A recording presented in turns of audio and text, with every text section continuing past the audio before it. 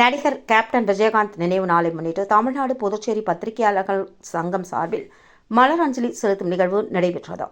தமிழக மக்களால் மக்கள் கலைஞர் என்று அன்போடு அழைக்கப்பட்டு வரும் தமிழ் திரை உலகத்தினரால் கேப்டன் என்று அழைக்கப்பட்டு வருமான தேசிய திராவிட முன்னேற்றக் கழக தலைவர் விஜயகாந்த் கடந்த டிசம்பர் மாதம் 29ஆம் தேதி உடல்நலக்குறைவு காரணமாக உயிரிழந்தார். அவரது மறைவை முன்னிட்டு தமிழக அரசு நடிகர் விஜயகாந்திற்கு அரசு மரியாதையுடன் அவரது உடல் நல்லடக்கம் செய்யப்படும் என்று அறிவித்தது. மேலும் விஜயகாந்தின் விருப்பப்படி கோயம்பேட்டில் உள்ள தேசிய முற்போக்கு திராவிட கழக தலைமை அலுவலகத்தில் தமிழக அரசு உத்தரவின்படி 21 குண்டுகள் முழங்க அரசு மரியாதையுடன் உடல் நல்லடக்கம் செய்யப்பட்டது.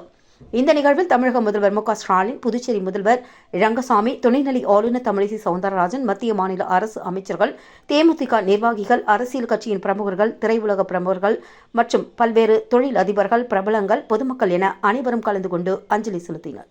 அதனை அடுத்து அவரது 16வது நினைவு நாளில் கோயம்பேட்டில் உள்ள அவரது சமாதியில் தமிழ்நாடு பத்திரிகையாளர் சங்க தலைவர் DSR சுபாஷ் தலைமையில், புதுச்சேரி பத்திரிகையாளர்கள் யூனியன் தலைவர் மதிமகராஜா முன்னிலையில் மாநில நிர்வாகிகள் கழுகு ராஜேந்திரன், ராமலிங்கம், லட்சுமணன், தனவேல்ராஜ், யுவராஜ், நிவாஸ், மாதவன், வேணுகோபால், கணபதி, பாண்டியன், தமிழ் இனியன், உதயகுமார், பொன்னுசாமி மற்றும் தென்சென்னை நிர்வாகிகள் உட்பட பலர் கலந்து கொண்டு மலரஞ்சலி செலுத்தினர். அதனை அடுத்து பொதுமக்களுக்கு அன்னதானம் வழங்கினார்கள்.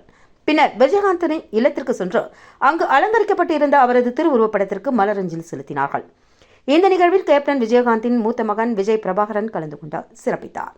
அவருக்கு மாநில தலைவர்கள் ஆறுதல் தெரிவித்தனர். இந்த நிகழ்வில் கலந்து கொண்டவர்களுக்கு விஜயகாந்த் மகன் விஜய் பிரபாகரன் நிறைவாக நன்றி தெரிவித்தார்.